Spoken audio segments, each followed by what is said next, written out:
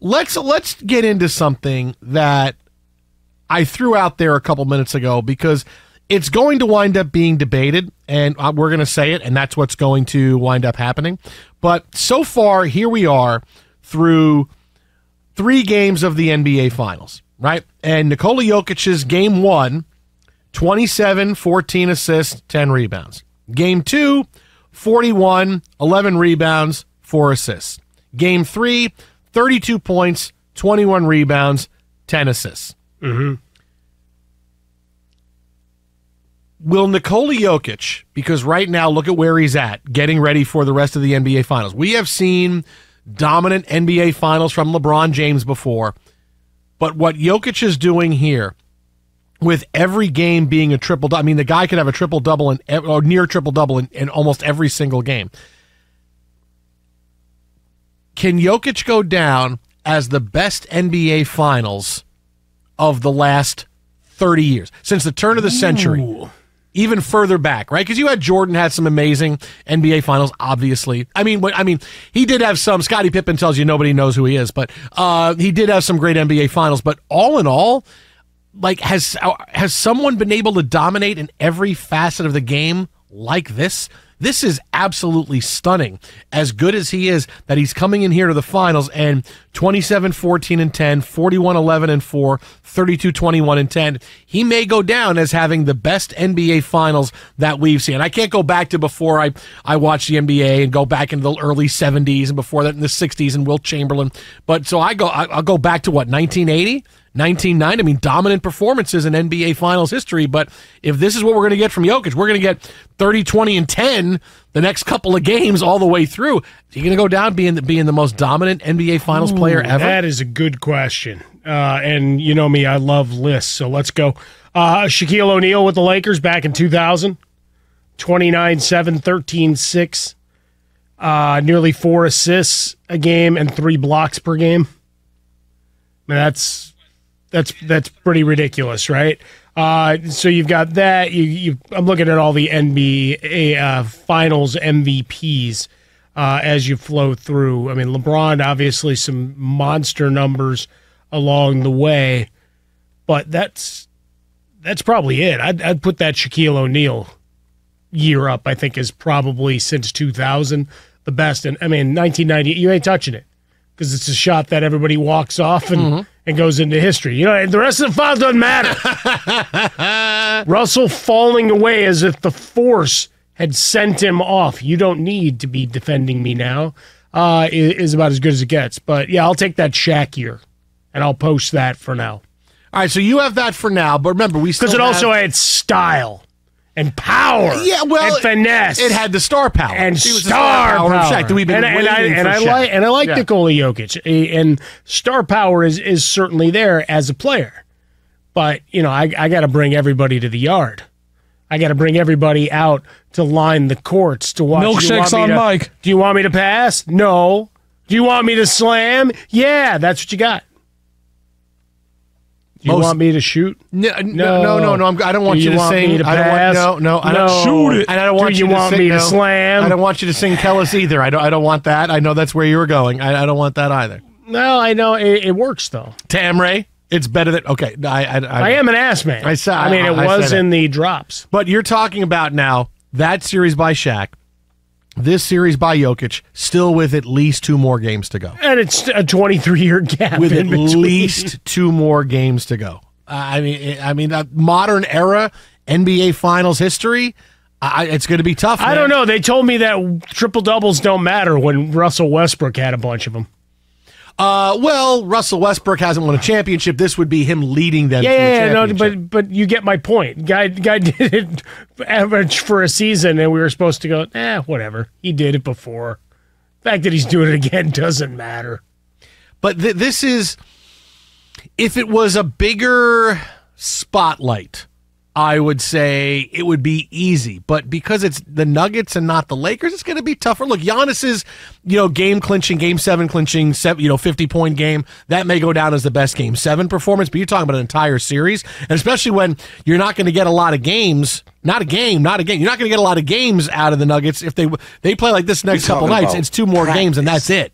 and it's Jokic with 30, 20, and 10 the next couple of nights, because clearly he's just getting stronger as the series is going on. Well, I mean, you're trying to pick your poison as to how to defend and administer whatever pressure you can to him.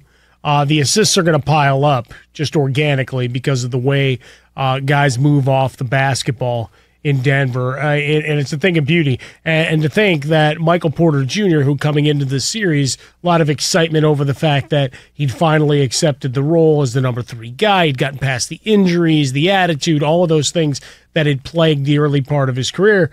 He's been invisible, and it doesn't matter, right? Someone else is stepping into the fray. You're getting great work game in, game out by a guy who was once a top 5 pick in Aaron Gordon, who finds his home there in Denver, 11 and 10 tonight. Braun off the bench. We talked about him earlier. How huge is it? But he's a guy that's going to get rewarded by a guy like Nikola Jokic for the effort, which means more attempts if you're going to keep flying towards the basket for opportunities at the rack. So, yeah, I mean, the ball's in his hands as much as it doesn't have to flow through anybody else. That's that's the thing that stands out, right? Well, like if we're going to go do the side-by-side, Shaquille needed the dump in, dump back, whatever, all of those things, and then bulldoze you. Whereas Jokic got some finesse. You got the jump shot, steps out for the 3, and the distribution and the eyes in the back of his head, some of the stuff he's been able to do with the basketball. I mean, it's amazing to watch. It's a clinic. So just when you see this topic tomorrow on the debate shows, whatever it is, or on the radio, just know that, hey, we threw it out there tonight, and people are going to take it. Well, let's start making our list. At Swollen Dome. Tomorrow's takes the night before. But, yeah, he's going to wind up going down. Look, being that dominant, And nobody's going to remember it, Jason.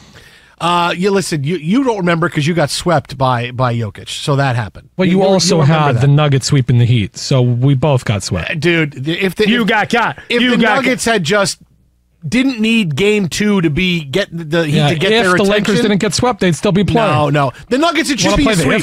It should be a sweep. But the Nuggets, because they've won so many games by so many points, hey, do we really have to go crazy and bust our Mets ass? didn't blow a 4-1 we're up by again, Jason. They would have won both games. No, the Mets are different. You'd be close to a winning streak. The Mets are not nearly what the Nuggets are. No, the Nuggets, you get bored. When you win the way the Nuggets have done through the NBA playoffs. But they're also the Nuggets. They play in Denver. Nobody cares about them. No, but the thing is that when you win big, you get by with not playing your best, winning, and thinking that's good enough. You did your best, and you think your best was good enough.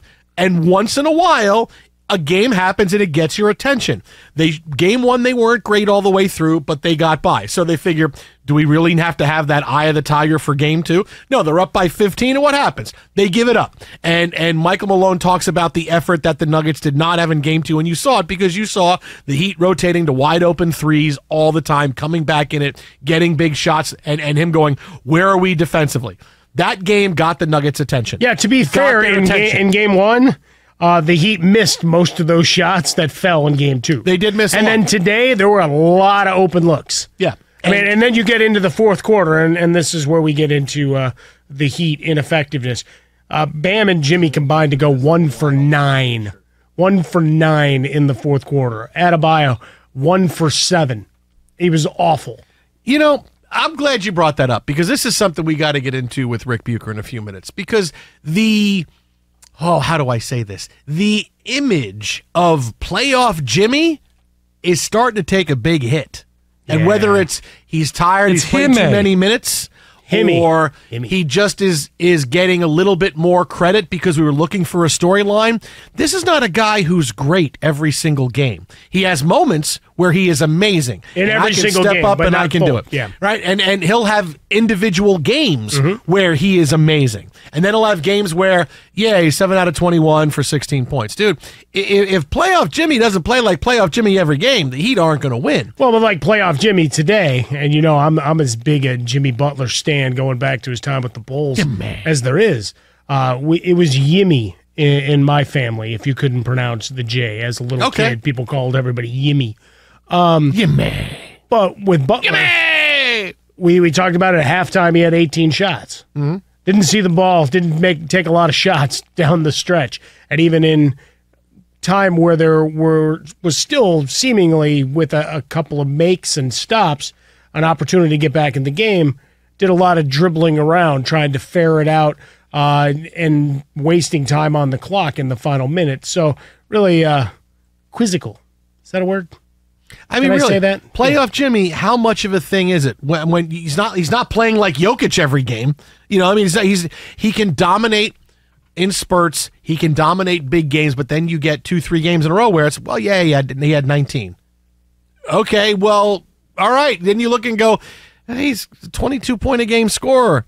Is he really that great, or can once in a while he elevate his play, right? The whole playoff Jimmy thing, it gets overblown because we need something. We need something to talk about with the Heat. So, it's Jimmy. Look how good Jimmy is. Look how good Jimmy is. All right, well, Jimmy, once in a while. The 24-hour news cycle. What is it? The legend is dead, Birdie. No, the legend can still blank you up. Beautiful girls.